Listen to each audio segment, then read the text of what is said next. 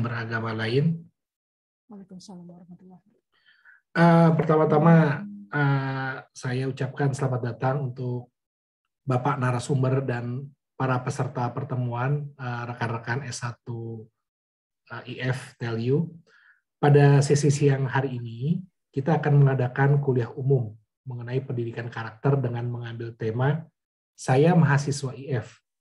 Apakah saya merusak lingkungan?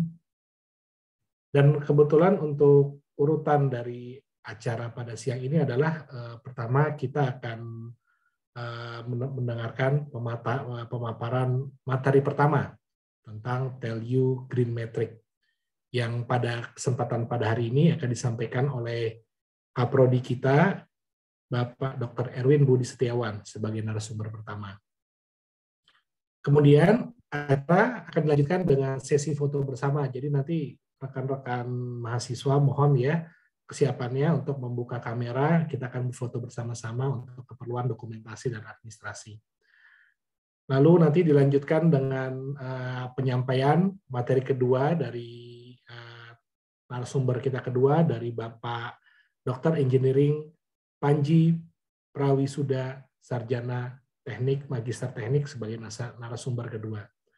Setelah itu kita akan sambung dengan diskusi tanya-jawab, baik pertanyaan yang sudah disampaikan secara online langsung ataupun pertanyaan yang disampaikan secara offline.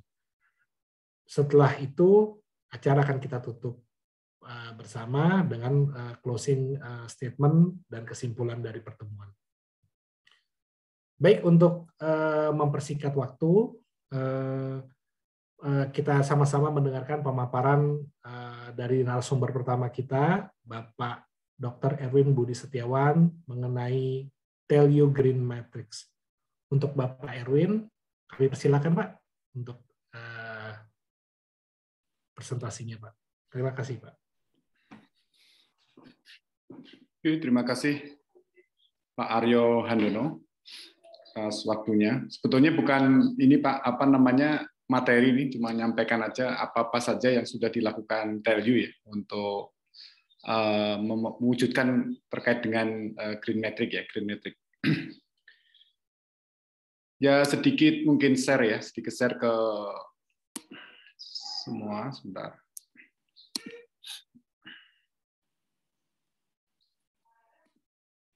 Mohon izin share dulu. Ini udah keluar belum? Kira-kira. Udah, Pak. Nah. Ya. Terkait dengan apa namanya? TELU Green Universitas Telkom ya, atau TELU Green Metric. Ini alhamdulillah untuk tahun ini untuk TELU sendiri mendapat peringkat 9 ya, nasional. Ini tahun 2021. Baru Rabu kemarin kita mendapat predikat apa namanya peringkat 9 ya, nasional atau sebagai PTS terbaik. Kemudian peringkat dunianya 102 gitu ya, seperti itu. Jadi apa yang saya rasakan selama saya bergabung dengan TELU dari tahun 2000 ya. Saya gabung di TELU 2000. Bagaimana dulu TELU itu berkembang dari STT Telkom terus kemudian ke IT Telkom, kemudian ke Universitas Telkom sekarang ya, itu program-program terkait dengan Green Metric itu sangat luar biasa ya. Jadi artinya bagaimana penanaman apa namanya pohon dan sebagainya, pengelolaan infrastruktur dan sebagainya, memang sudah diarahkan kepada apa namanya yang hemat ya, hemat apa namanya yang alami gitu ya, alami yang bagaimana memanfaatkan ya banyak sekali alam ya seperti itu solar cell dan sebagainya. Jadi dengan adanya penghargaan ini sudah sangat luar biasa ya, TELU mendapat peringkat 9 ya. Jadi pohon-pohon dan sebagainya itu sudah sangat banyak sekali. Saya teringat kalau misalkan bagaimana menghijaukan TELU itu, awal-awal dulu itu kalau nggak salah yang mulai menggerakkan itu adalah ini apa namanya Profesor Andi Hakim Nasution. Dulu pernah jadi rektor IPB, terus kemudian beliau sudah jadi rektor IPB ke TELU ya, ke Universitas pada waktu itu STT Telkom, seingat saya, STT Telkom. Kemudian bagaimana penghijauan itu benar-benar diserentakkan hampir semua tempat gitu ya. Dan sekarang kita bisa menikmati ya, kalau misalkan nanti semester depan sudah mulai onsite gitu ya, kita akan bisa melihat bagaimana pohon-pohon sudah sangat banyak dan sebagainya, terus kemudian relatif lebih ini ya, lebih sejuk dan sebagainya dibandingkan seperti dulu ya. Dulu itu gersang sekali dan sekali seperti itu. Nah, terkait dengan Universitas Telkom Green Metric itu ada beberapa hal yang sudah dilakukan terkait dengan pengaturan dan infrastruktur ya. Kemudian terkait dengan energi dan perubahan iklim gitu ya, itu sudah dilakukan juga gitu ya. Untuk pengaturan dan infrastruktur ya banyak sekali yang sudah dilakukan ya, terkait dengan misalkan bagaimana pengaturan AC, kemudian lampu-lampu gitu, lampu-lampu dan sebagainya itu sudah dirubah menjadi LED semua ya kebanyakan. Jadi bahkan saya kurang tahu tahun berapa itu menganggarkan sekitar 250 juta ya untuk membuat supaya lampu-lampu itu menjadi LED semua gitu ya. Kemudian terkait dengan energi dan perubahan iklim juga bagaimana efisiensi ya yang dilakukan, termasuk juga gedung baru yang dibangun TWLT itu sudah sudah menerapkan konsep-konsep ini ya. Jadi artinya memang memanfaatkan alam itu sangat luar biasa ya. Solar cell dan sebagainya itu sudah ini gedung baru ya yang akan menjadi gedung fakultas teknik ya. Untuk 3 fakultas teknik yaitu teknik informatika, teknik elektro dan juga teknik industri rekayasa ya. Seperti itu. Rekayasa industri. Kemudian terkait dengan limbah dan daur ulang ini juga luar biasa ya pergerakannya. Jadi limbah yang atau sampah yang nantinya akan diberikan kepada TPA ya, tempat penampungan sampah dan sebagainya itu dikirimkan ke TPA itu sudah benar-benar sudah disaring sangat banyak ya, artinya sudah dimanfaatkan yang organik, anorganik dan sebagainya sudah dikelompokkan, terus kemudian yang plastik, yang botol dan sebagainya itu sudah memang disisihkan dan sebagainya, dan memang benar-benar kalau nggak salah sekitar 30% ya, dari sampah yang biasa ada, itu 30% saja yang diserahkan ke tempat penampungan sampah ya, seperti itu. Kemudian terkait air juga memperbanyak air resapan juga sudah banyak. Kemudian transportasi juga sebelum pandemi itu sudah ada pergerakan terkait ini penyediaan sepeda ya, sepeda untuk hampir di setiap lokal-lokal tertentu gitu ya. Tapi karena mungkin pandemi dan tidak termanfaatkan dengan baik, jadi ini belum terlaksana secara bagus. Tapi nanti kemungkinan kalau misalkan mahasiswa sudah banyak sekali yang masuk ke kita juga, kita akan mencoba untuk memanfaatkan kembali ya, bagaimana antar gedung kuliah dari satu dengan yang lain itu bisa terhubung dengan bagus, mungkin dengan mengefisiensi terkait dengan penggunaan ini ya, emisi bahan bakar dan sebagainya, dengan ya banyak jalan kaki atau mungkin bersepeda ya, seperti itu. Kemudian terkait dengan kegiatan pendidikan dan penelitian juga banyak sekali mata kuliah yang sudah dimasukkan ya terkait dengan program ini, Green Metric ini. Terus kemudian sama penelitian juga udah banyak yang memanfaatkan ini juga. Ya, itu beberapa hal. Kalau untuk keterangannya sebetulnya nanti slide-nya akan coba saya berikan ya nanti kalau misalkan ini. Dan saya kira sudah di-share juga oleh dosen-dosen pendidikan karakter. Silakan untuk dipelajari dan sebagainya.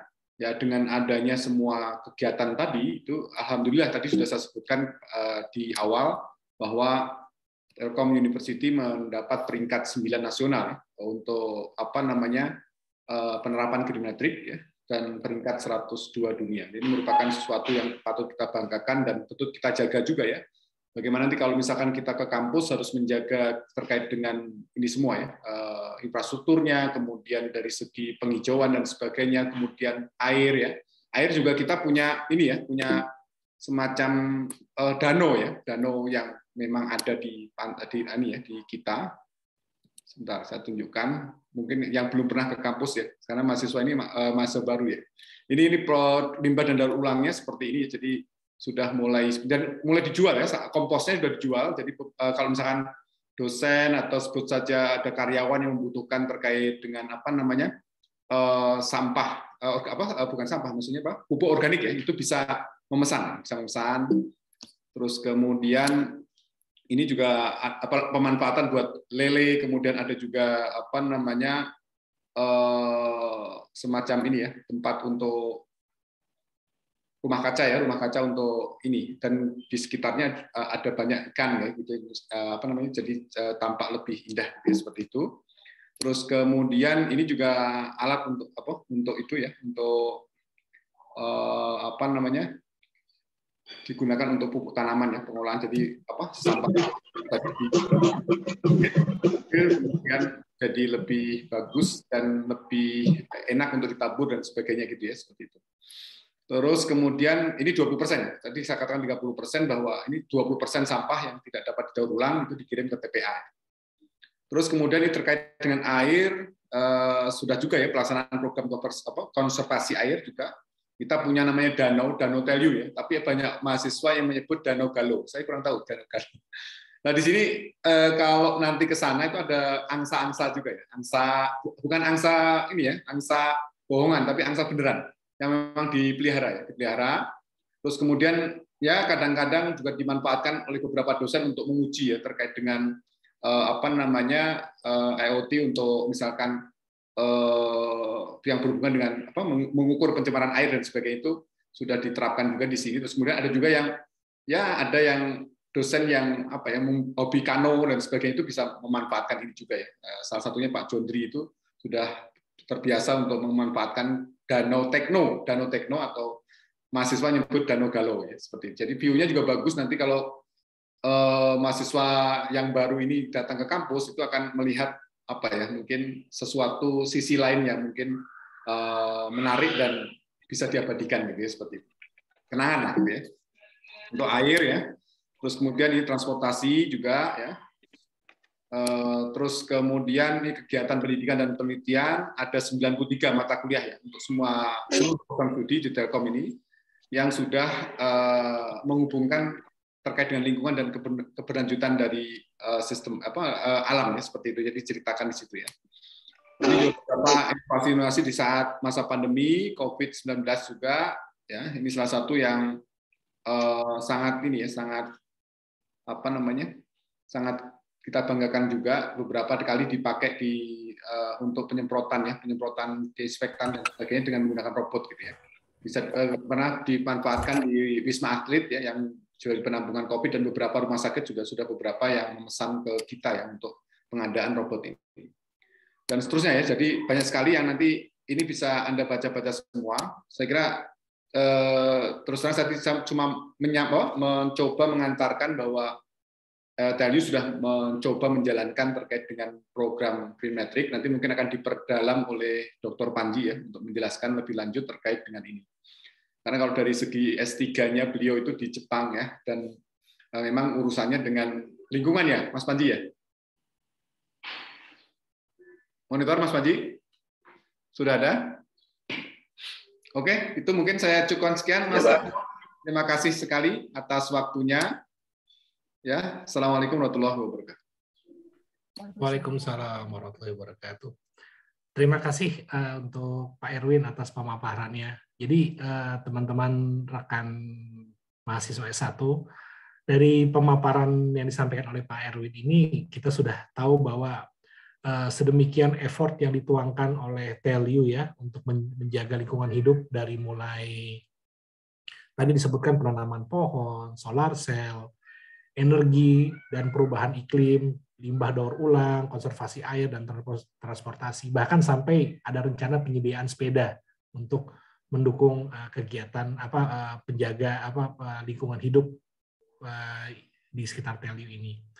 Ini hasilnya bisa kita lihat sama-sama bahwa pada akhirnya Telyu mendapat UI Green Metric World University Award dengan peringkat 9 secara nasional dan peringkat 102 di dunia.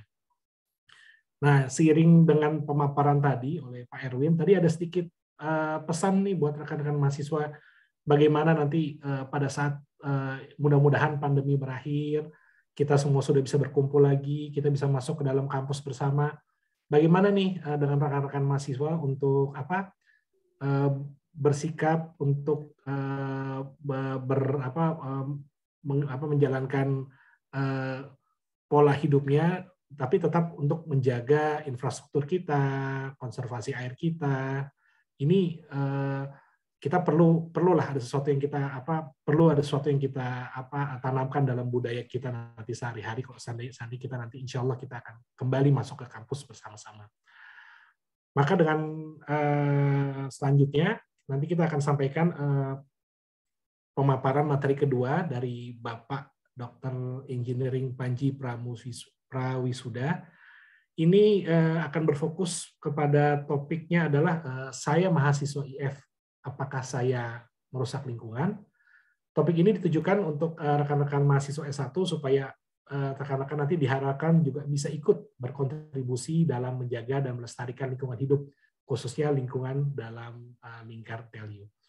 Untuk narasumber kedua, Pak Panji, waktu dan tempat kami persilakan, Pak. Terima kasih. Baik, terima kasih Pak Aryo atas perkenalannya. Terima kasih banyak Pak Erwin tadi pembukaannya. Mohon maaf, mic saya tadi masih off, belum bisa menjawab. Tapi betul Pak, terima kasih juga perkenalannya. Memang sebelumnya saya perusak lingkungan Pak. Jadi S1, S2 saya di teknik mesin. Kemudian S3 saya bertobat dan memilih jalur di teknik lingkungan. Jadi moga-moga jadi lengkap ilmunya atau jadi makin bingung mungkin ya. Tapi harapannya memang ini bisa bermanfaat buat Indonesia. Mungkin kita mulai saja. Monggo silakan, Pak. Baik, terima kasih. Saya ucapkan sekali lagi kepada Pak Erwin, kemudian di sini ada Pak Bunyamin, kemudian ada Bu Seli Meliana, ada Pak Aryo, dan juga ini saya sebut apa ya, adik-adik aja ya, adik-adik di Telkom University. Ini dulu waktu angkatan saya masih STT Telkom, dan ini adalah universitas swasta yang termasuk paling keren. Jadi selain ke ITB, saya juga melamar ke Telkom, karena kita waktu itu, atau beberapa angkatan sebelumnya itu punya semacam beasiswa dan ikatan kerja di Telkom. Mohon koreksi saya kalau saya salah Pak Erwin. Tapi itu sangat menarik buat kami. Jadi siswa-siswa SMA berlomba-lomba mendaftar ke STT Telkom waktu itu. Bayarnya 50.000. Ujian masuknya saya masih ingat. Tapi kemudian tidak diterima. Saya diterima malah di kampus di sebelahnya lah. Oke, tapi karena ini mungkin mahasiswa yang masih tahun-tahun pertama, saya ucapkan selamat dan selamat datang dan selamat berjuang. Judul hari ini memang cukup menggelitik.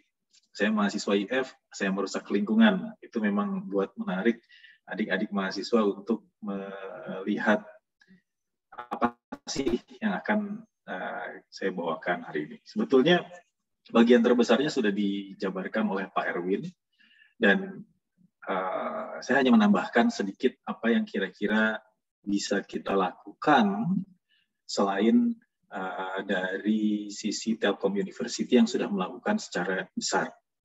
Jadi saya koreksi judulnya ya, saya mahasiswa IF, saya tidak merusak lingkungan.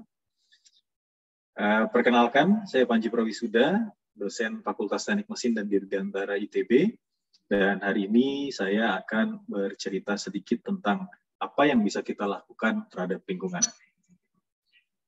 Gambaran pertama tentang mahasiswa informatik atau mahasiswa IT secara keseluruhan, mungkin ini gambaran yang kurang positif ya, tapi mungkin beberapa dari Anda sudah tahu apa yang sedang dilakukan oleh orang ini.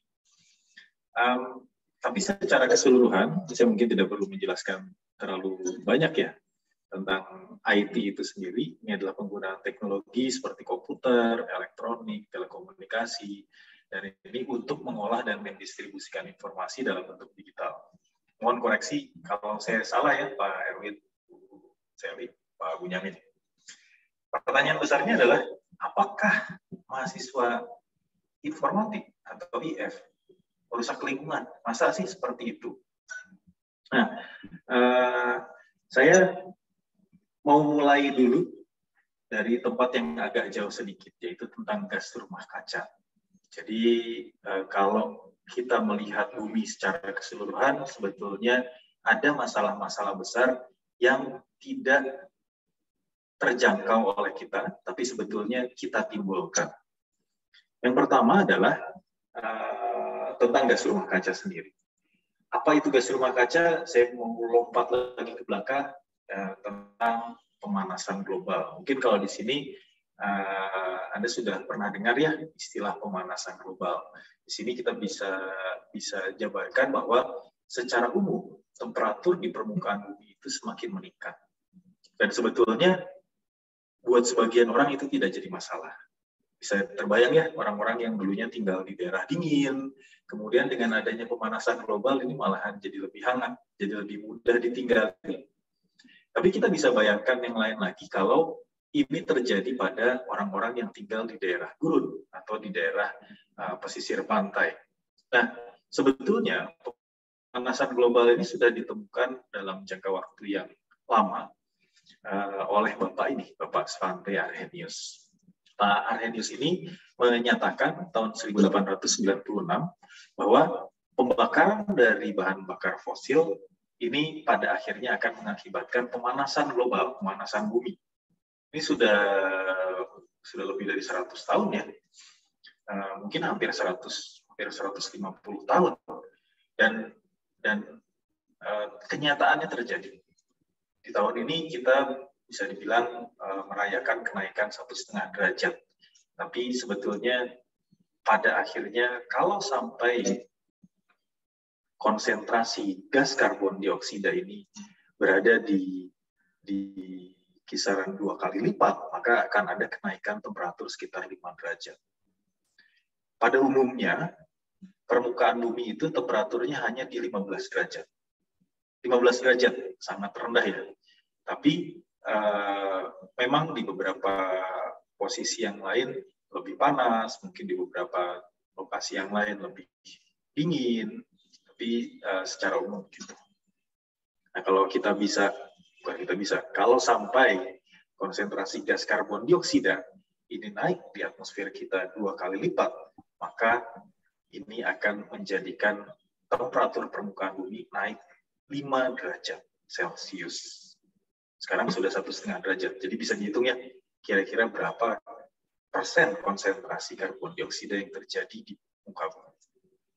Nah, sayangnya Pak Arrhenius ini tidak dipercaya sewaktu beliau menyampaikan hal ini. Tentu saja karena orang-orang masih banyak yang tidak melihat apakah temperaturnya memang benar-benar naik. Secara teknis, alat ukur untuk mengecek 1,5 derajat di tahun 1896 itu belum ada. Menggunakan termometer yang menggunakan mata, dan Anda tahu beda 1 derajat, beda 0,5 derajat, itu tidak akan terlihat oleh mata telanjang. Sehingga masih banyak yang tidak percaya. Dan ini baru diverifikasi tahun 1987. Hampir 100 tahun lamanya orang baru percaya bahwa, oh ya, temperatur bumi meningkat.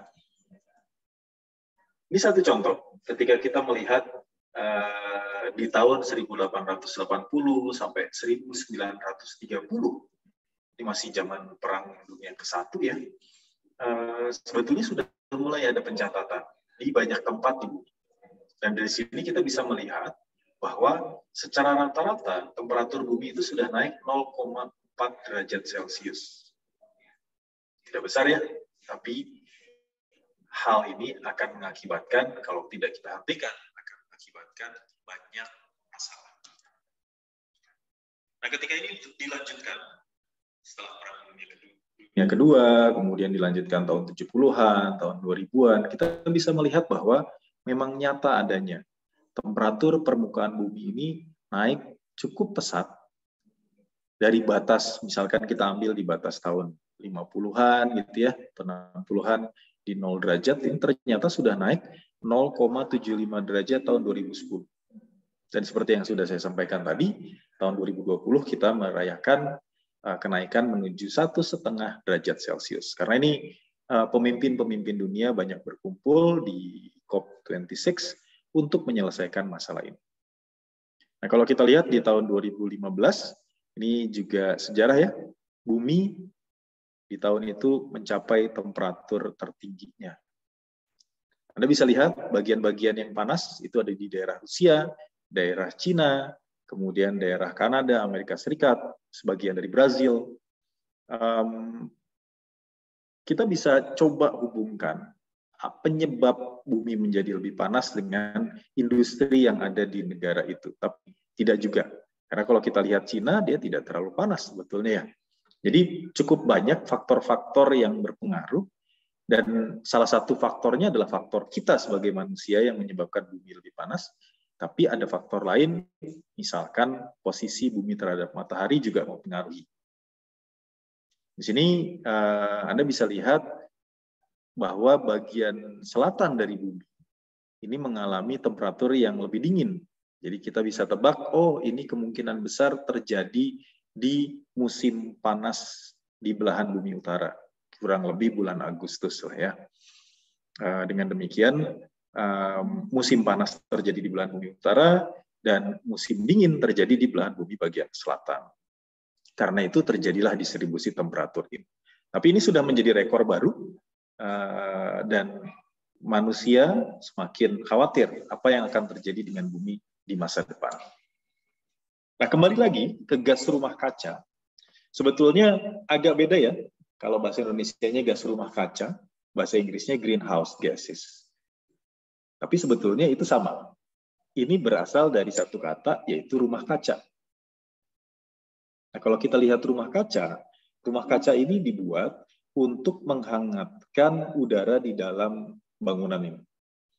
Dia dibuat menggunakan material yang transparan, bisa berupa kaca, bisa berupa plastik, sehingga sinar matahari masuk ke dalam, tapi panasnya tidak bisa keluar karena tertahan oleh lembaran-lembaran kaca atau lembaran-lembaran plastik ini. Dan demikian, orang-orang yang mengalami musim dingin, seperti di gambar sebelumnya tadi, ini di luarnya sudah bersalju ya, sudah mulai dingin, tapi di bagian dalamnya tetap hangat, orang masih bisa bercocok tanam. Hal yang sama terjadi di bumi kita. Kalau kita lihat di sini, ada satu lapisan yang bertindak seperti kaca tadi, yang menangkap atau menjebak panas yang masuk dari matahari, kemudian terpantul dia di permukaan bumi, tapi terjebak karena gas ini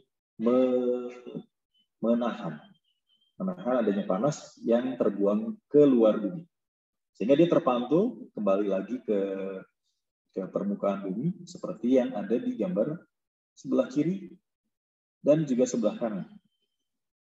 Kalau kita lihat di sebelah kiri, karena gas-gas rumah kacanya masih sedikit, maka akan ada panas yang terbuang keluar.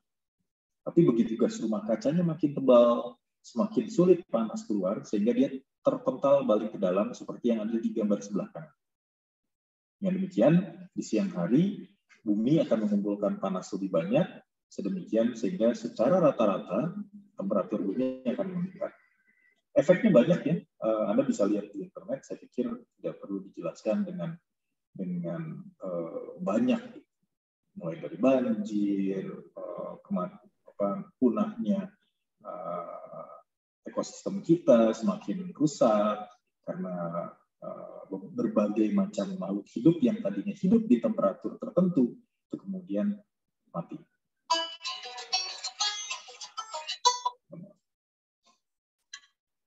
Nah, gas-gas rumah kaca itu apa saja sih? Secara umum, yang biasanya kita anggap sebagai gas rumah kaca ini adalah karbon dioksida yang sebelah sini. Kemudian ada lagi gas lain yang kita anggap cukup berbahaya, itu adalah metana. Seperti ini. Kemudian ada lagi yang tidak biasanya kita anggap sebagai gas rumah kaca, yaitu air atau uap air. Betul?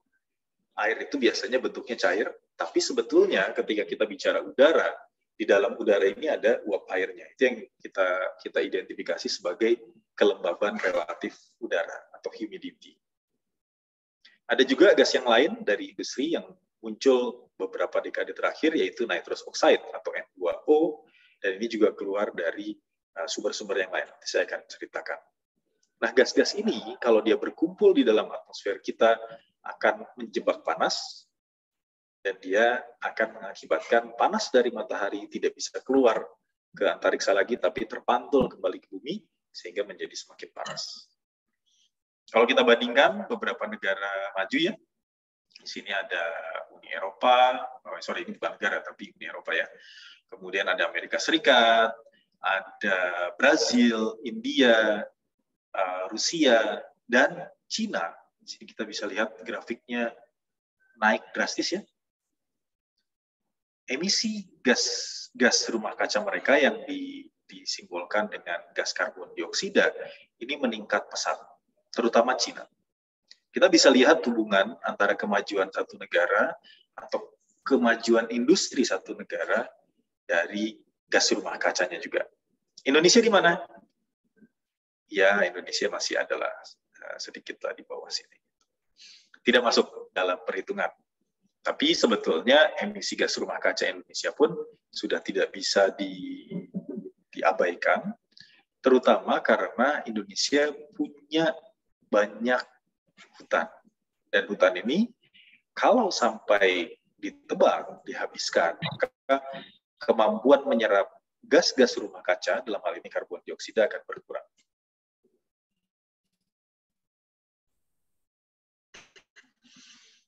Nah, kembali ke pertanyaan, bagaimana dengan IT?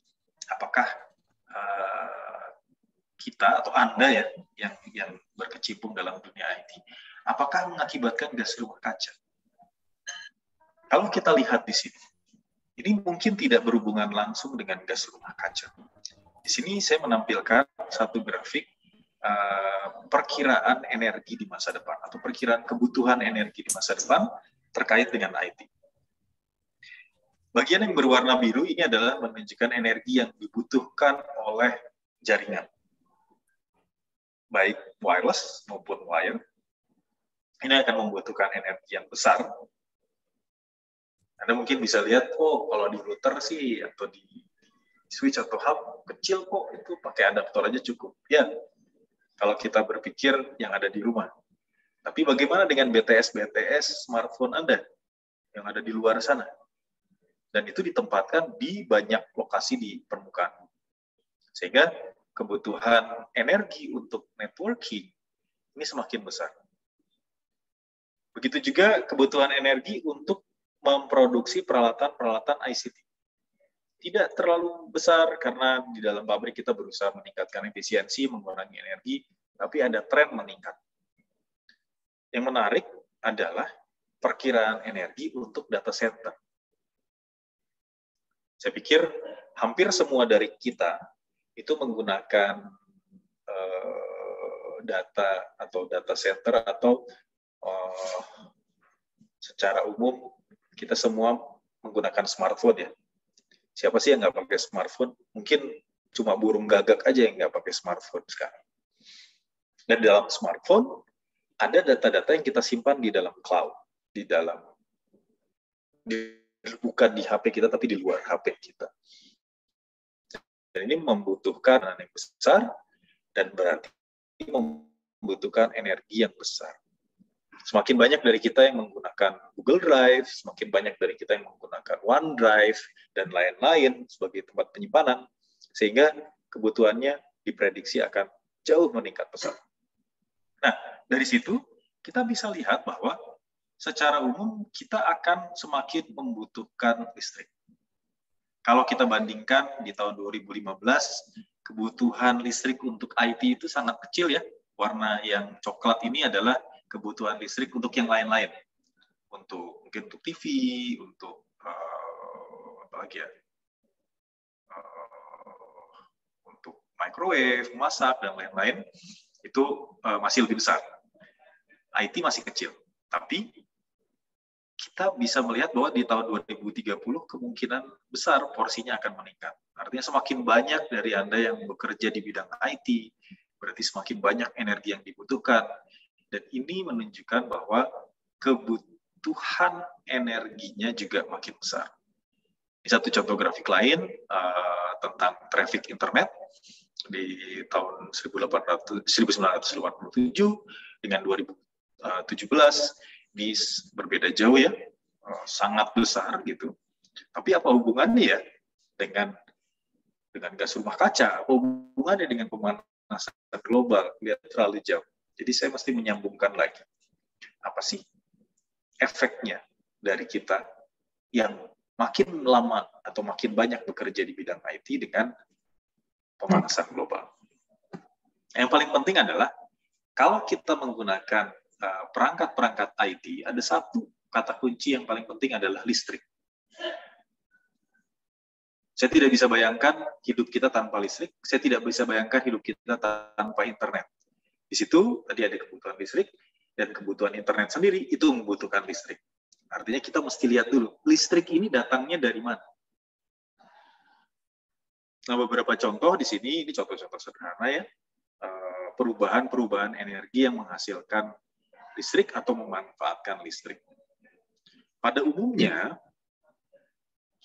kita menggunakan pembangkit listrik seperti ini.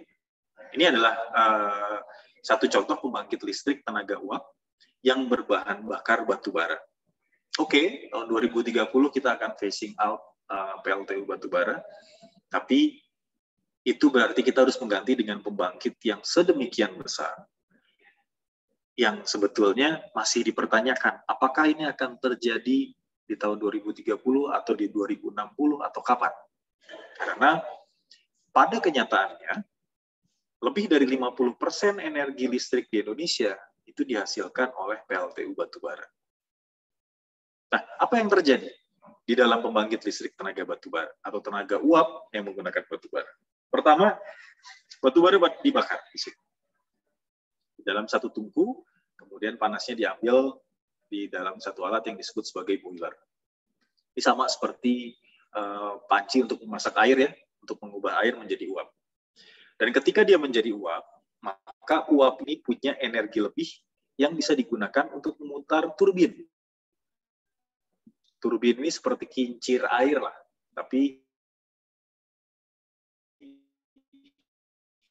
bisa membawa satu benda lain yang namanya electric generator untuk berputar. Dan dengan demikian,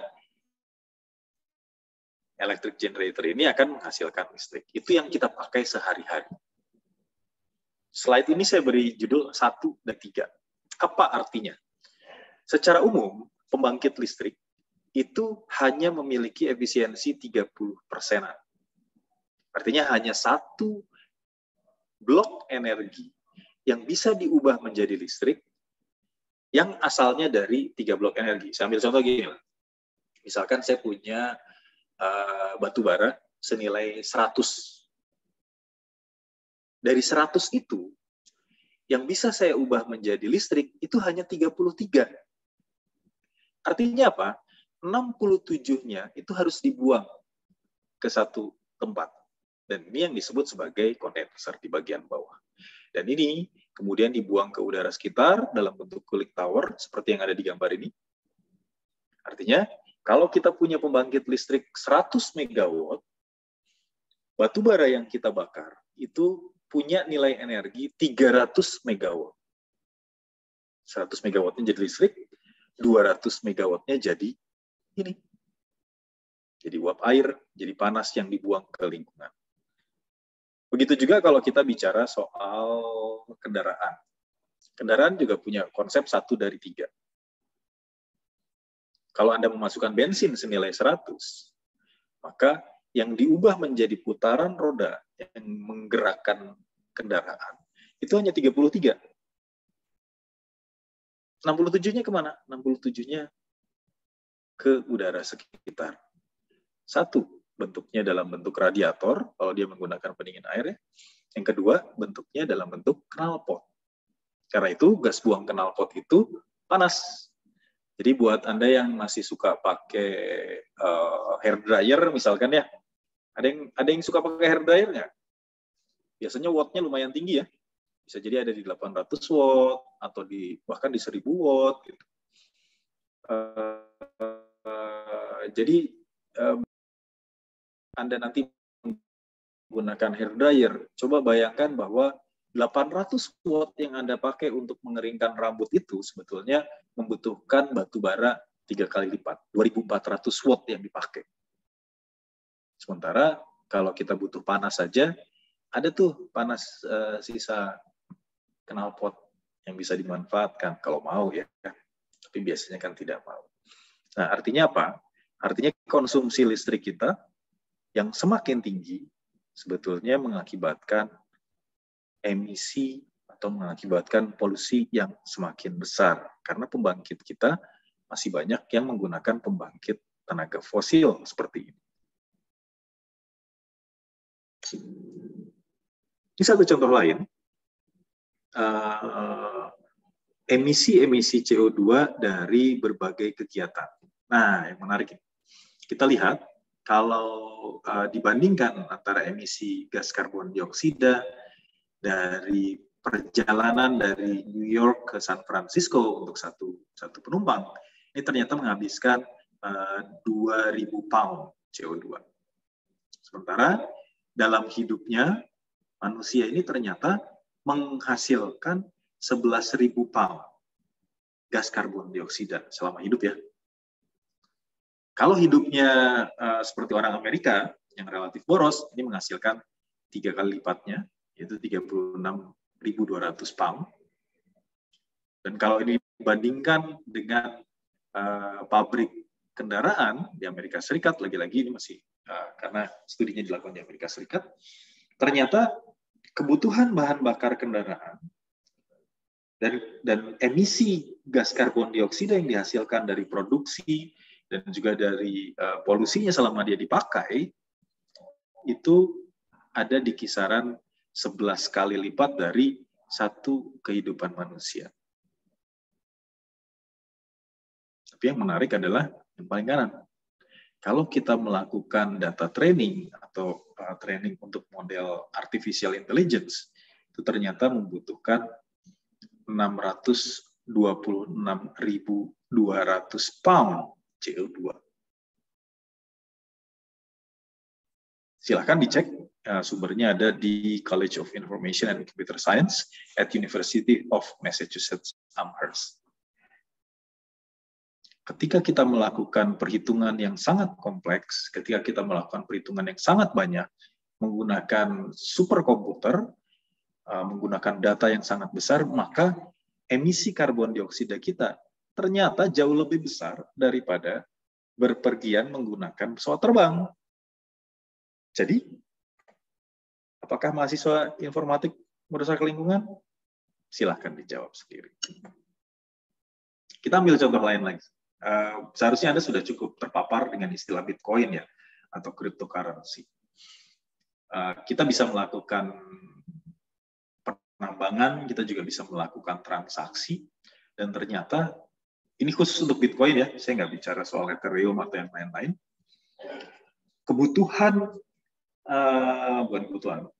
Produksi atau emisi gas karbon dioksida ekivalen dari transaksi Bitcoin itu sebesar ini. Kita bisa lihat dari sisi tahunannya gitu. Ternyata carbon footprint-nya itu ada di kisaran 47,9 juta ton CO2. Ini setara dengan carbon footprint dari satu negara, Norwegia. Dari sisi kebutuhan listrik, ternyata ini menghabiskan 100,85 terawatt hour. Ini setara dengan kebutuhan listrik di Kazakhstan. Begitu juga kalau kita bicara masalah lifetime, maka limbah-limbah elektroniknya ini setara dengan produksi limbah elektronik di Luxembourg. Kalau dibandingkan dengan satu transaksi Bitcoin saja, kita bisa lihat di sini ada perbandingannya. Tapi ternyata melakukan transaksi Bitcoin, melakukan penambangan Bitcoin itu amat sangat menghabiskan energi dan amat sangat menghasilkan gas rumah kaca. Jadi apakah maka Anda mahasiswa informatik merusak lingkungan? Silahkan dijawab sendiri. Nah, kalau kita kembali lagi ke gas rumah kaca, karena dari tadi kita bicara gas rumah kaca. Cukup. Ternyata aktivitas IT itu banyak menghabiskan listrik, dan kebutuhan listrik yang sangat besar ternyata menghasilkan banyak gas rumah kaca. itu sudah cukup banyak gitu ya. Namun kalau kita lihat aktivitas yang lain, bisa jadi kita sebagai manusia, saya tidak bicara lagi sebagai orang IT gitu atau Anda sebagai mahasiswa informatik, tapi bicara sebagai manusia, ternyata masih banyak gas-gas rumah kaca yang dihasilkan dari aktivitas manusia secara umum. Yang paling pertama, saya sudah ceritakan ya, contoh gas rumah kacanya adalah karbon dioksida. Ini biasanya dari pembakaran bahan bakar fosil, batu bara, minyak bumi, gas alam. Ini semuanya reaksinya menghasilkan karbon dioksida dan H2O sebetulnya.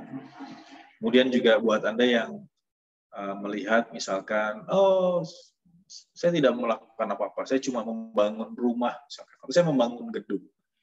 Tolong diperhatikan bahwa ketika kita membangun rumah atau membangun gedung, maka kita biasanya membutuhkan semen.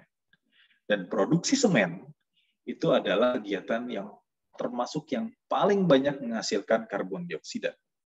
Bahan bakar untuk memproduksi semen adalah batu bara. Sehingga walaupun kita bilang bahwa membangun rumah tidak menghasilkan emisi, tapi emisinya dihasilkan di bagian belakang. Sorry, terlalu cepat. Kemudian yang kedua adalah gas rumah kaca yang lain, metana. Gas metana tidak hanya dihasilkan di industri, tapi juga di pertanian, seperti halnya di sini. Produksi gas rumah kaca dari seekor sapi itu sangat besar, jauh lebih besar daripada ketika kita manusia beraktivitas. Dan apa ya istilahnya? Dari sisi ekivalensi, gas metana yang dikeluarkan oleh sapi itu lebih berbahaya atau lebih menghasilkan efek pemanasan global daripada gas karbon dioksida. Sehingga ketika sapi itu bersendawa atau mohon maaf buang angin, maka gas metananya pun keluar. Karena itu peternakan sapi itu adalah salah satu sektor yang menghasilkan gas rumah kaca paling besar. Kenapa? Karena sapi itu makannya banyak. Minumnya banyak, kotorannya juga banyak, dan semuanya membutuhkan energi atau menghasilkan gas rumah kaca, sedemikian sehingga buat Anda yang suka makan steak, daging sapi mungkin harus berpikir lagi, apakah saya sebagai manusia berkontribusi dalam menghasilkan pemanasan global. Dari tadi saya bicara masalah ya. Dan apakah ada masalah yang lain? Nah, tadi kalau saya catat dari pembuka dari Pak Erwin, ada beberapa ada beberapa indikator untuk Green Matrix. Sebentar, saya ambil contekan dulu. Dan saya ucapkan selamat ya, karena Telkom University itu masuk dalam 10 daftar kampus terhijau. Nomor 1 itu Universitas Indonesia, nomor 2 Universitas Diponegoro, nomor 3 Universitas Gadjah Mada, nomor 4 Institut Pertanian Bogor, nomor 5 Institut Teknologi 10 November ITS, nomor 6 Universitas Negeri Semarang, nomor 7 Universitas 11 Maret, nomor 8 Universitas Islam Indonesia, dan nomor 9 adalah Telkom University. Nomor 10 adalah Universitas Islam Negeri Raden Intan Lampung. Jadi di mana Institut Teknologi Bandung? Tidak ada dalam 10 besar. Sayangnya begitu. Kalau kita lihat dari batasan-batasan Green Matrix tadi, memang ada yang pertama adalah infrastruktur dan keadaan kampus. Banyak lampu-lampu yang sudah diganti supaya lebih hemat listrik ya. Dan artinya itu menghemat, bukan menghemat listrik, itu artinya mengurangi polusi yang dibangun. Dan yang kedua adalah tentang energi dan perubahan iklim, bagaimana caranya menghemat energi yang ada. Yang ketiga adalah penggunaan air, bagaimana cara menghemat air. Yang berikutnya adalah transportasi, kemudian riset dan pendidikan, serta bagian yang terakhir nih, tentang pengelolaan sampah. Nah, sebetulnya saya mau tambahkan lagi, kalau tadi Pak Erwin cerita S3 saya mengambil teknik lingkungan, secara spesifik sebetulnya S3 saya tentang sampah. Jadi ya nggak apa-apa, Panji sama dengan sampah, that's okay. Tapi sebelum bicara sampah, tentu kita mesti bicara dulu para calon-calon sampah. Di sini ada gambar kehidupan manusia modern ya, dengan barang-barangnya. Anda tentu sangat familiar dengan ini. Gambar sebelah kiri adalah gambar di sebuah kantor yang modern, gambar sebelah kanan adalah gambar di sebuah keluarga zaman sekarang. Bapaknya lihat tablet, anaknya lihat laptop, ada yang main Nintendo, ada yang main HP. Semuanya di satu meja makan yang sama tapi tidak berbicara. Itu kehidupan manusia modern sekarang. Tapi saya tidak ingin menunjukkan itu, saya ingin menunjukkan sampahnya. Dalam sebuah kantor, kursi tidak kita anggap sampah. Tapi sebetulnya pada akhirnya dia akan menjadi sampah. Bahkan sampai ke kursi makan, dan juga banyak contoh-contoh lain ya, baju, bolpen, gadget, kursi, dan sepatu, serta kacamata. Ini semua akan menjadi sampah. Dan kalau tidak kita olah, tidak kita lakukan sesuatu untuk menghadapinya, maka ini akan jadi masalah. Saya ambil contoh, calon sampah kita adalah makanan. Dan kenapa saya ambil ini? Karena Indonesia ini termasuk juara dalam membuang sampah makanan. Kalau ini Piala Dunia, tentu kita akan senang ya, tapi ini bukan Piala Dunia, ini piala sampah makanan. Nomor 1 adalah Saudi Arabia. Arab Saudi membuang 427 kg sampah per orang per tahun. Indonesia di 300, Amerika Serikat di 277, Uni Emirat Arab di 196 di tahun 2016. Moga-moga tahun 2021 Indonesia tidak ada dalam daftar ini.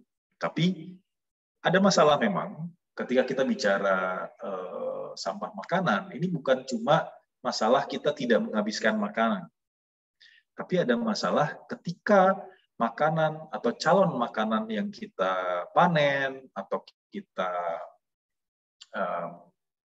pancing, itu ternyata tidak sampai ke tujuan karena masalah distribusi. Sambil contoh, misalnya buah yang busuk, sayur yang busuk, atau ikan yang busuk, karena kita tidak punya pendingin sepanjang perjalanannya dari pantai sampai ke Bandung misalkan.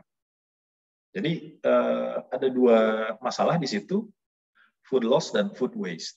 Untuk food loss, ini adalah masalah di distribusi, karena infrastruktur kita yang kurang baik. Dan yang kedua adalah food waste, ini karena makanannya tidak dihabiskan, banyak sampah. Terutama kita bisa lihat contohnya ketika di undangan ya, misalkan di undangan pernikahan, berapa banyak nih yang biasanya ngambil makannya banyak-banyak gitu ya. Saya pikir ada sebagian dari orang kita yang mengambil makanan terlalu banyak saat undangan dan kemudian tidak dihabiskan. Kita bisa bayangkan berapa banyak sampah yang dihasilkan dalam 1 kali undangan pernikahan. Jadi nanti kalau Anda nikah, mungkin Anda bisa ambil langkah yang lebih radikal ya, mungkin tidak pakai prasmanan tapi pakai nasi kotak gitu atau nasi bungkus gitu ya. Atau nggak usah dikasih makan aja biar nggak jadi sampah. Oh, nggak bisa ya. Budaya kita tidak mengizinkan itu. Dan bahkan kalaupun makanannya kita habiskan, ini tetap akan ada sampahnya. Ya mungkin 2 jam atau 3 jam lagi, atau besok paginya baru akan muncul ya sampahnya.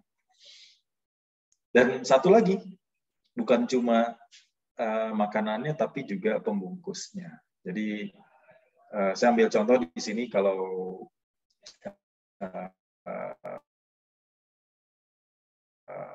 kita naik pesawat, maka usia pembungkus ini sangat pendek. Usia bungkus roti ini mungkin cuma 2 detik ya. Gitu dihidangkan kita buka, kemudian kita buang.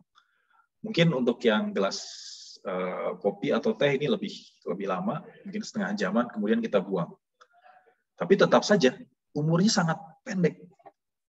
Tapi setelah itu dia akan menjadi sampah, dan umur sampahnya akan sangat panjang, bisa ratusan bahkan ribuan. Karena itu dari satu aspek di Green Matrix tadi, sebagai mahasiswa atau sebagai manusia lah buat kita semua ya, tidak hanya mahasiswa IF. Tolong perhatikan para calon sampah kita. Kalau bisa tidak dibungkus ya tidak usah dibungkus gitu ya. Kalau terpaksa dibungkus, ya apa boleh buat. Tapi kalau bisa dipakai ulang, lebih baik dipakai ulang.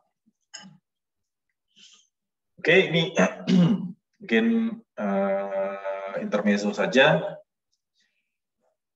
Saya pikir kalau ada pertanyaan bisa langsung dilayangkan ya, bisa langsung didiskusikan juga. Bisa cuma intermezzo saja, cara berpikir dari Sherlock Holmes. Tapi mungkin tidak terlalu berhubungan ya dengan topik hari ini. Tapi saya suka, artinya ini adalah cara berpikir deduktif yang bisa menjelaskan apa yang Watson lakukan atau apa yang Watson pilih ketika berkendara menuju tempatnya Sherlock Holmes dari sepatunya. Anyway, kita lanjutkan. Jadi kalau tadi sudah masalah, pertanyaannya kan sebetulnya bagaimana? Sudah cukuplah bicara masalah, kita harus coba selesaikan. Ini tadi beberapa fakta tentang jejak karbon atau carbon footprint dari apa yang kita makan. Kalau kita tidak bisa mengatur industri, mungkin kita bisa mengatur makan. Salah satu contohnya, di sini ada perbandingan, kalau kita makan sapi, maka sekali makan, itu kira-kira menghabiskan 27 gram ya. 27 gram karbon dioksida. Ini kalau kita bandingkan dengan naik mobil, itu sebetulnya sama dengan naik mobil sejauh 10,5 km. Jadi, Anda sama merusak lingkungannya dengan naik mobil, kemudian ada polusinya gitu ya, sejauh 10,5 km kalau Anda makan steak sapi. Terus gimana kalau pengen ramah lingkungan? Ya, Anda makan babi saya lewat ya. Anda makan ayam bisa, ayam. Ayam itu jejak karbonnya hanya 6,9, jauh lebih kecil daripada sapi dan sama enaknya gitu. Atau ikan tuna, ini lebih ramah lingkungan, jejak karbonnya lebih kecil. Kalau ingin lebih ramah lingkungan lagi, Anda makanlah brokoli. Jejak karbonnya hanya 2. Kalau pengen lebih ramah lingkungan lagi, Anda minumlah susu saja, tidak usah makan. Oh iya, kalau benar-benar pengen ramah lingkungan, Anda nggak usah makan aja ya, tinggal. Ini kira-kira pilihan makanan yang bisa kita seleksi kalau kita ingin mempertahankan lingkungan kita lebih baik. Jadi dari sini bisa dilihat bahwa teman-teman kita yang vegan itu sebetulnya lebih ramah lingkungan daripada teman-teman yang karnivora yang harus makan steak dan lain-lain. Dan ini juga mahal sih ya. Jadi kayaknya lebih baik kita makan tahu tempe, ini kelihatannya mendekati dari beans ya. Jadi amat sangat ramah lingkungan. Jadi sobat-sobat miskinku, Anda lebih ramah lingkungan karena makan sayur. Oke, yang kedua, kalau kita berkendaraan, di sini kita bisa lihat perbandingan jejak karbon kalau jalan kaki, kemudian menggunakan motor di sini, atau menggunakan mobil biasa. Kalau menggunakan mobil biasa sendirian, ini ternyata kita menghasilkan CO2 paling besar ya, di 243 gram per kilometer perjalanan. Sementara kalau pakainya berdua ya tinggal dibagi 2. Tapi kalau Anda naik motor, ini sebetulnya lebih ramah lingkungan. Jadi sebetulnya buat Anda yang suka naik motor, Anda harus cukup bangga ya, karena tidak terlalu merusak lingkungan dibandingkan yang naik mobil. Meskipun naik mobil lebih keren sih daripada naik motor. Tapi anyway, kita bisa buat itu lebih keren ya. Tapi yang sebenarnya lebih keren lagi kalau Anda naik sepeda. Kalau naik sepeda ini bisa dibilang emisi karbon dioksida ekuivalennya dalam bersepeda itu 0. Meskipun setelah itu Anda mesti makan. Dan makannya makan sapi, jadi agak sulit ya. Tapi virtually no. Artinya ketika Anda naik sepeda atau jalan kaki atau naik bis, Anda bisa bilang ke teman-teman Anda yang naik mobil gitu ya, oh ini sebetulnya upaya saya untuk melindungi lingkungan. Ya enggak juga kali ya. Tapi ya inilah, kira-kira perbandingannya seperti ini. Nah, yang ingin saya tunjukkan adalah ketika kita mengendarai kendaraan listrik. Ketika kita naik kendaraan listrik atau mengendarai kendaraan listrik, pasti image-nya nol dong ya. Tidak ada emisi gas buangnya ya. Ini betul. Kalau pembangkit listriknya itu menggunakan pembangkit listrik energi terbarukan. Kalau pembangkit listriknya masih menggunakan batu bara seperti di Indonesia, maka emisi gas buang Anda sebetulnya tidak beda jauh dengan emisi gas buang dari kendaraan biasa. Ini yang perlu kita waspadai ya. Ketika kita bicara, saya tidak merusak lingkungan, implikasinya besar. Dan sebetulnya daerah perhitungannya tidak sesederhana itu. Ketika kita naik kendaraan listrik, maka listriknya harus dihitung. Dia didapatkan dari pembangkit listrik jenis apa. Ketika Anda naik kendaraan listrik, Anda harus menghitung bahwa baterai yang digunakan dalam kendaraan listrik itu pada akhirnya harus diganti. Dan harus digantinya ini kemana? Ini akan jadi sampah. Dan sampah baterai terhitung B3, bukan sampah biasa, sehingga penanganannya akan cukup sulit. Hal-hal seperti ini yang perlu kita perhitungkan bersama, sehingga ketika Anda memilih jenis makanan, Anda memilih cara transportasi, itu harus betul-betul melihat apakah secara holistik, secara keseluruhan, dia benar-benar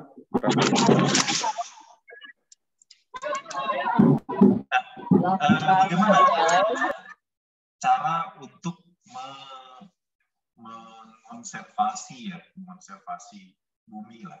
Biasanya kita sebut dengan istilah sustainability atau keberlanjutan. Anda mungkin sudah pernah dengar SDG ya, Sustainable Development Goals, itu adalah tujuan pembangunan berkelanjutan oleh negara-negara di dunia. Untuk mencapai itu, sebetulnya tidak cukup dengan mengurangi konsumsi. Ini adalah tahapan pertama, mengurangi konsumsi. Atau kalau bisa kita gunakan ulang, kita gunakan ulang. Atau kalau bisa kita daur ulang, kita daur ulang. Kalau 3 ini sudah dilakukan, dan ini saya yakin Anda bisa lakukan, kita bisa lakukan, dengan cara mengurangi konsumsi energi yang berlebihan, mematikan lampu, banyaklah, pasti Anda sudah tahu ya. Ini saja sudah merupakan bagian besar dari upaya mempertahankan keberlanjutan. Bagian-bagian bawahnya, recovery of energy, treatment, containment, dan disposal, ini berat. Ini serahkan saja kepada ahlinya. Bagian kita sebagai orang biasa itu ada di bagian ini. Bahasa yang lebih populernya 3R, reduce, reuse, dan recycle. Oke. Ini sebagai contoh gambaran situasi sekarang. Ketika kita menggunakan material, sebetulnya kita menggunakan sumber daya alam. Dan sumber daya alam ini diolah menjadi produk, kemudian menjadi sampah. Makin lama pasti sumber dayanya habis dong ya. Biasa ya. Karena itu dalam penelitian-penelitian sekarang, itu kita mengutamakan adanya life cycle atau daur ulang material atau daur ulang energi. Salah satu contohnya ini, ketika kita menggunakan smartphone aja ya di sini, maka ini sebetulnya datang dari pabrik. Dari pabrik menjadi produk, kemudian kita gunakan. Selesai kita gunakan, apa yang kita lakukan? Buang begitu saja ke tempat sampah? Atau diapakan? Kalau ini kita olah, ini dikembalikan ke pengolahnya, diassembly itu diprotoli lah. Kemudian kita ambil masing-masing bagian ini, dan ini menjadi technical nutrient, artinya menjadi bahan baku untuk produksi berikutnya, maka sebetulnya ada satu siklus yang kita sebut sebagai technical cycle, dan ini bisa memperpanjang tadi umur atau mengurangi kecepatan pengurangan sumber daya alam. Ini satu contoh yang bisa kita lakukan sebagai orang IT. Jadi buat Anda yang punya HP lama, kalau memang masih bagus, tapi iPhone terbaru keluar, nggak usah beli ya. boleh beli kok. Silahkan beli, tapi yang lamanya Anda harus pikirkan bagaimana cara menggunakan. Bisa itu diberikan ke orang lain, bisa diberikan ke teman Anda atau orang-orang yang membutuhkan. Cukup banyak orang-orang yang saya kenal tidak punya smartphone, terutama di daerah-daerah. Sementara mereka pakai untuk sekolah.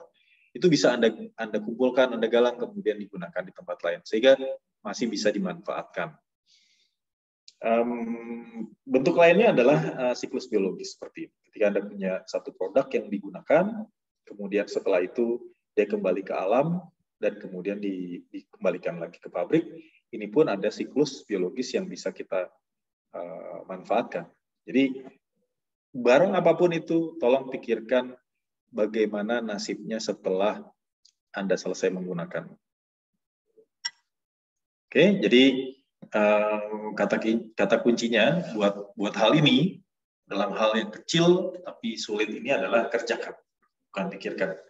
Cukup kita ngobrol sekarang aja, tapi setelah ini kita lakukan ya. Jadi silakan berdiskusi, bertanya, tapi setelah ini ayo kita lakukan bersama. Jadi kerjakan, bukan pikirkan. Seperti ini. Ini adalah gambar-gambar dari Pak Leonardo da Vinci. Gambarnya sangat bagus. Tapi sayangnya ini hanya berupa gambar, hanya berupa pikiran. Ya lumayan lah di gambar ya. Tapi lebih banyak lagi dari kita, atau saya gitu ya, yang punya banyak pikiran, tapi tidak dimunculkan jadi satu benda, tidak diwujudkan jadi satu kegiatan. Ini pelajaran buat kita bahwa Pak Leonardo da Vinci ini belum selesai. Dan kemudian yang kedua, ini adalah kegiatan atau aktivitas yang sulit. Mungkin teman-teman kita tidak paham. Mungkin keluarga kita tidak paham. Mungkin pasangan hidup kita juga tidak paham. Jadi yang harus kita lakukan adalah bertahan, karena sangat sulit untuk berjalan di satu tempat yang orang lain belum pernah berjalan. Ini gambarnya Antonio Inoki. Untuk informasi, kalau Anda tertarik nanti saya bisa ceritakan apa yang dia katakan di sini. Dan juga nggak apa-apa mulai dari yang sederhana aja dulu, mulai dari yang simpel dulu, mulai yang paling mudah dulu. Karena untuk melakukan satu itu pun belum tentu banyak yang bisa. Ada yang tahu ini gambar apa? Buat yang belum tahu, ini gambar mobil sebetulnya. Tapi kayak kereta kuda ya, kereta kuda tanpa kuda. Dan yang terakhir, mungkin pesan saya adalah nggak apa-apa. Anda boleh bermimpi, Anda boleh punya cita-cita. Wah, saya pengen begini nih untuk mewujudkan Green Matrix atau untuk mewujudkan cita-cita yang lain ya, secara umum ya. Boleh, silahkan. Ini adalah contoh orang yang ingin terbang, dia buat pesawat terbang. Meskipun cuma terbang sekian meter, tapi dianggap terbang. Jadi tidak masalah untuk bermimpi sepanjang itu dilakukan. Baik, mungkin itu dulu pendahuluan dari saya. Harapannya setelah ini memang ada diskusi ya. Harapannya tidak terlalu banyak hal-hal teknis, jadi Anda bisa banyak bertanya, banyak berdiskusi juga. Ini saya tutup dengan pernyataan yang sangat biasa sebetulnya buat istri saya. Itu adalah pernyataannya Leroy Eldridge Clipper. Saking bencinya sampai langsung dimatiin. If you are not a part of the solution, then you are a part of the problem. Jadi kalau Anda tidak menjadi bagian dari solusi, maka sebetulnya Anda adalah bagian dari masalah. Kalau Anda tidak bisa menemukan solusinya, minimal sekali, janganlah jadi bagian dari masalah. Dan dengan demikian, maka presentasi ini saya tutup. Terima kasih. Assalamualaikum warahmatullahi wabarakatuh. Waalaikumsalam warahmatullahi wabarakatuh. Terima kasih pemaparan yang luar biasa dari Pak Panji ya. Saya juga sebagai moderator juga cukup kaget juga ternyata. Banyak insight-insight yang saya sendiri sebagai orang IT itu baru tahu gitu. Ternyata mentraining sebuah AI model itu ternyata 60 kali lebih menghabiskan carbon footprint daripada average human life gitu. Jadi kayaknya di sini udah ada beberapa pertanyaan, baru satu pertanyaan masuk, ditambah beberapa pertanyaan offline. Tapi sebelum kita buka sesi tanya jawab, saya mau minta untuk rekan-rekan mahasiswa S1, kita akan mengadakan sesi foto bersama ya untuk keperluan dokumentasi dan administrasi. Jadi saya minta untuk dari rekan-rekan mungkin berkenan untuk membuka kameranya sambil menatap ke arah kamera, nanti bisa dibantu diambil fotonya Pak sama Pak Bunyamin mungkin? Ya, siap. Ya. Coba kita buka dulu kameranya semuanya. Aturnya gimana ya ini? Oh, diatur di mode galeri. Sudah semuanya dibuka kameranya? 1, 2, 3. Oke, boleh sekali lagi Pak, biar ini. Ini slide kedua Pak ya? Ya, boleh. Mau diulang slide pertamanya Pak? Oh, nggak apa-apa. Slide kedua. Berarti di fotonya per slide ya. Berarti nanti tolong yang ini kan yang di slide ke. Ya. Wah, 11 slide ini Pak Bunyamin, luar biasa ini. Ya, slide kedua. Oke, slide kedua. Mohon tahan sebentar teman-teman. Slide ketiga.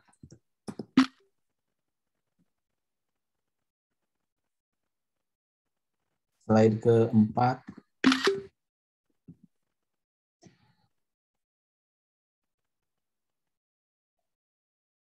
Wah, sudah mulai hitam. Slide kelima. Tidak ada. Oh, slide kelima nggak ada. Oke. Oke, ya cukup Pak. Mungkin 5 slide aja. 5 slide. Oke. Terima kasih Pak Bunyamin. Tadi saya sempat lihat ada juga tuh yang mahasiswa bersemangat foto sampai dia pasti kayak begini. Tapi nggak apa-apa lah, itu bagian dari ininya ya, actionnya ya. Baik, untuk sekarang kita akan mulai buka ya sesi tanya jawab. Jadi buat Pak Panji, ini sebenarnya sudah ada nih Pak pertanyaan masuk mengenai dari teman-teman mahasiswa. Yang pertama dari Mas Ari Zidan Nugraha. Ini bertanya, selamat siang Pak, izin bertanya, apakah penggunaan waste energy sudah penggunaan waste to energy sudah diterapkan di Indonesia? Waste to energy ya Pak ya. Jadi kalau misal sudah sampai tahap di mana, itu yang pertanyaan pertama. Yang kedua, ini pertanyaan dari Mas Fauzan Naufal Rizki. Izin bertanya Pak, bagaimana sikap bijak yang seharusnya yang dapat kami lakukan, khususnya mahasiswa yang berkecimpung dalam bidang teknologi dalam menggunakan sumber daya listrik atau sebagainya, sedangkan tidak dapat dihindari bahwa ya intinya bertanya bagaimana sikapnya dia sebagai mahasiswa IT. Karena kegiatan sehari-hari orang IT itu pasti ini, Pak Panji, menggunakan listrik. Ini sebenarnya pertanyaan saya juga ini, gimana ya sekarang orang IT ya, kalau kita dibilang ternyata banyak konsumsi carbon footprint paling banyak. Ada nggak ya kita tips and trick buat teman-teman IT ini, apa aja yang harus kita siapkan dari mindset dari mulai sekarang sampai nanti kita jadi pekerja IT profesional, apa aja harus kita siapin sih Pak, supaya kita bisa sedikit ada kontribusi lah, setidaknya menghilangkan nggak bisa, mungkin mengurangi carbon footprint itu. Silakan Pak Panji, saya persilakan ini 2 pertanyaan dulu, nanti ada 3 pertanyaan lagi menyusul. Terima kasih Pak. Baik, terima kasih Pak Rio, terima kasih Ari Zidan dan Fauzan Naufal Rizki. Pertanyaan pertama ini saya bisa menjelaskan 1 jam lagi sih tentang waste to energy, tapi takutnya pada bosan ya. Saya coba kasih ini deh, kasih bocoran ya. Jawabannya sebetulnya sudah.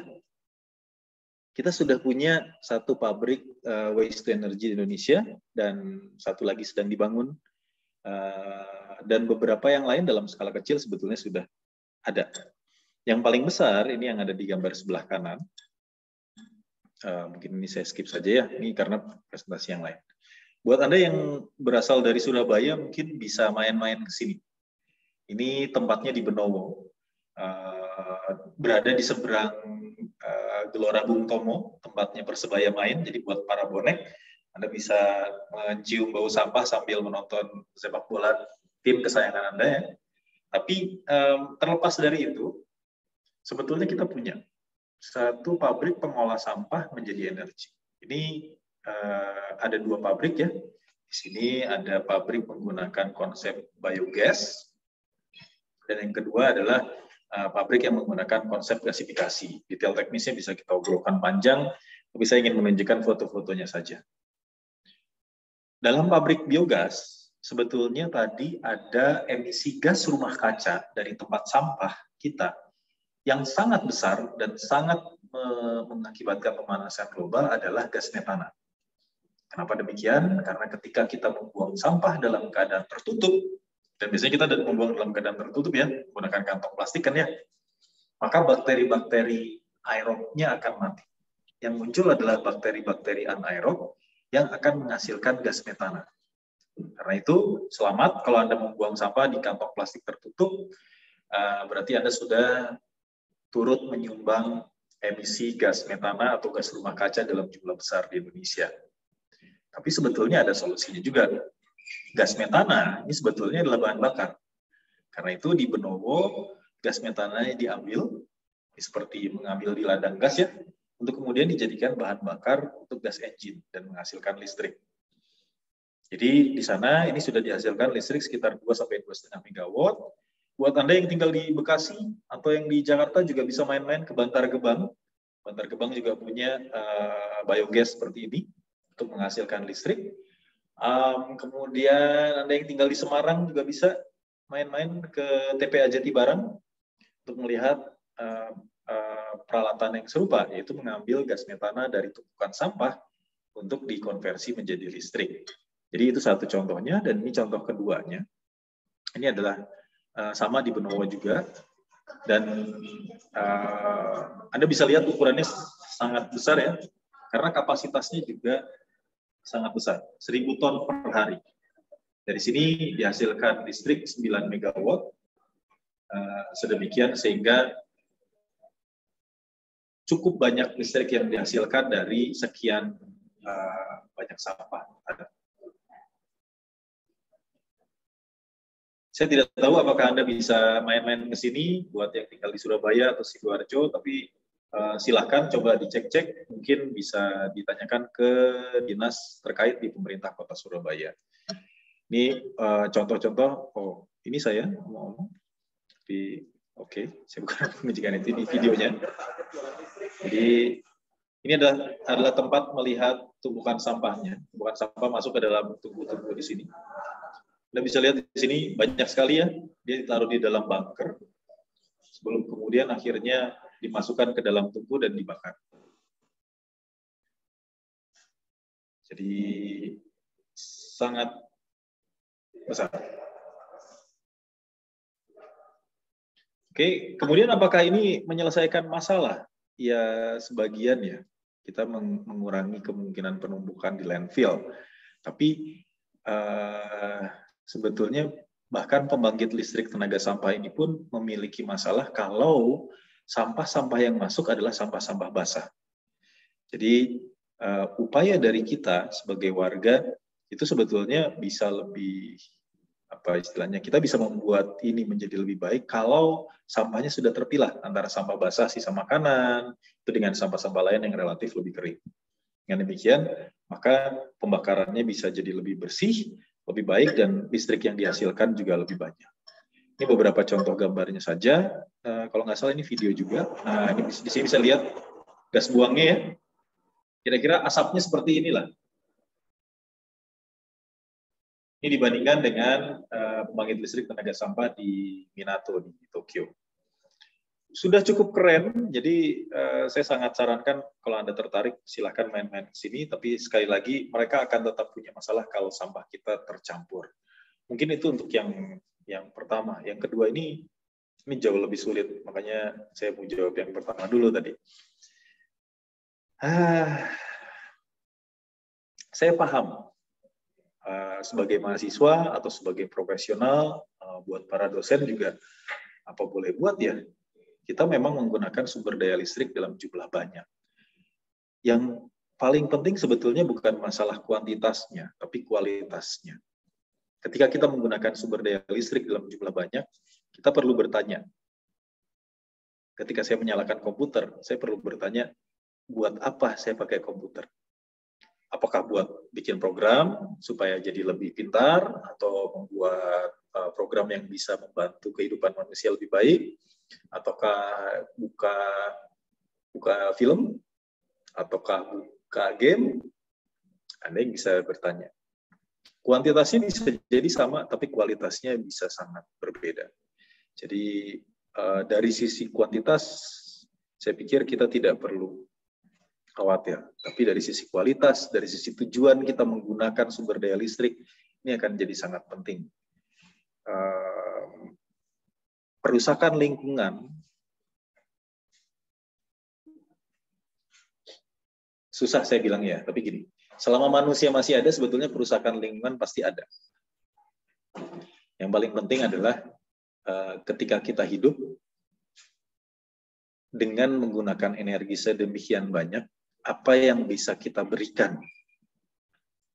Kalau itu tidak jadi apa-apa, itu hanya jadi kepuasan mata belaka ya. Ini saya ambil contoh game, karena saya juga saya masih suka nge-game juga. Untuk kepuasan mata, kemudian untuk menghabiskan kuota pun sebetulnya kan bentuk energi ya. Itu adalah data yang kita beli dan sebetulnya membutuhkan listrik gitu. Semakin banyak kuotanya, semakin banyak yang kita pakai, tapi tidak bermanfaat atau tidak bermanfaat untuk orang lain, maka sebetulnya kita setelah melakukan hal yang paling egois, yang menyebabkan perusakan lingkungan yang tidak bertanggung jawab. Sementara untuk perusakan lingkungan, quote unquote, ketika kita belajar, ketika kita bekerja, menghasilkan teknologi yang berguna buat manusia dan buat bumi secara keseluruhan, ini memang tidak dapat dihindari. Buat Anda yang sudah belajar termodinamika, pasti Anda sudah belajar istilah entropi. Secara pendek itu istilahnya adalah ketidakteraturan atau keteracakan. Dan entropi secara alami ini akan naik, meningkat. Jadi buat yang sudah belajar termodinamika pasti akan percaya bahwa kiamat itu akan terjadi. Ini ngomongnya jadi berat ya. Mungkin saya stop aja sampai sini. Intinya bukan masalah kuantitasnya, tapi masalah kualitasnya. Sumber daya listriknya digunakan untuk apa? Mungkin itu dari saya, Pak Aryo. Terima kasih. Terima kasih, Pak Panji, atas pemaparannya. Jadi teman-teman, kita udah dengar ya jawabannya ya. Yang pertama untuk waste to energy, jawabannya memang ada. Kita sudah punya dan ya sudah kelihatan kan tadi udah sampai di mana. Yang kedua, yang pertanyaan dari Mas Fauzan Noval ya. Masalahnya itu adalah di kualitasnya lah gitu. Jadi kalau misalnya kita belajar IT yang terus nanti ilmu kita pakai untuk membuat suatu virus, nge-scan komputer segala macam, ujungnya untuk pemerasan terus segala macam. Nah itulah yang suatu kualitas yang nggak diharapkan. Waste of energy tapi nggak ada membawa ya manfaat buat ini ya, buat masyarakat. Oke, ini terakhir ya ada satu pertanyaan buat Pak Panji dari pertanyaan offline dan satu mahasiswa. Ini dari Rifkah Amalia. Dia ada pertanyaan adalah, apakah ada kriteria khusus yang mudah dikenali sehingga kita mudah membedakan antara sampah elektronik yang masih bisa didaur ulang dari rumah dan sampah elektronik yang sudah tidak bisa didaur ulang dari rumah. Jadi kayak gitu, Pak Panji pertanyaannya. Dan sekalian juga buat teman-teman mahasiswa, jangan lupa untuk mengisi link presensinya ya. Ini udah ada di link presensinya, ada di chat, jadi silakan sambil mendengarkan pemaparan jawaban terakhir dari Pak Panji sambil mengisi link presensi. Silakan Pak Panji, terima kasih. Baik, terima kasih Pak Aryo. Terima kasih Rifkah Amalia. Pertanyaan yang sulit ya. Electronic waste itu sebetulnya limbah B3. Jadi itu hazardous waste. Disebut B3 karena itu dikategorikan sebagai bahan berbahaya dan beracun. Jadi jangan makan PCB ya, itu beracun.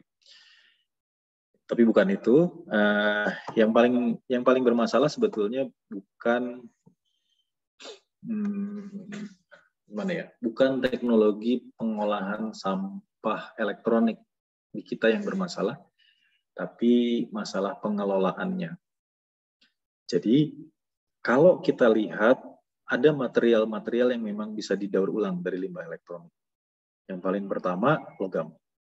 Kalau kita pakai komputer desktop misalkan ya, maka logam-logamnya itu biasanya didaur ulang dengan relatif mudah. Yang kedua adalah plastik casing. Ini juga relatif mudah didaur ulang, terutama buat plastik-plastik yang berjenis termoplastik ya, yang kalau dilelehkan dia bisa dicetak ulang. Ini masih bisa didaur ulang. Nah, yang jadi masalah adalah limbah sirkuit elektroniknya. Di situ ada PCB-nya, ada IC-nya, ada resistor, dan lain-lain. Banyak di antara komponen-komponen ini memiliki logam-logam berat yang tidak aman untuk dibuang ke lingkungan. Jadi secara umum, sebetulnya kalau saya mau bilang ya, 100% sampah elektronik itu tidak bisa didaur ulang dalam teknologi yang sekarang karena masih terlalu mahal. Betul, banyak orang yang bilang bahwa kandungan emas di dalam sampah elektronik itu lebih tinggi daripada tambang emas, betul. Tapi memisahkan antara emas, tembaga, timbal, dan material-material lain itu tidak mudah. Sehingga pada akhirnya ini buat konsumsi sendiri aja. Pada akhirnya itu kebanyakan dibakar. Dan ketika dibakar, nanti yang diambil adalah logam-logam dan juga tembaga.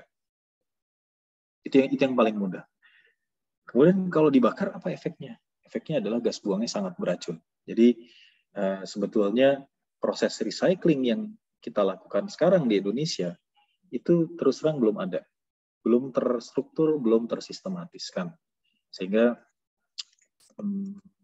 sayangnya kita belum bisa melakukan recycling limbah elektronik secara paripurna, secara menyeluruh 100%.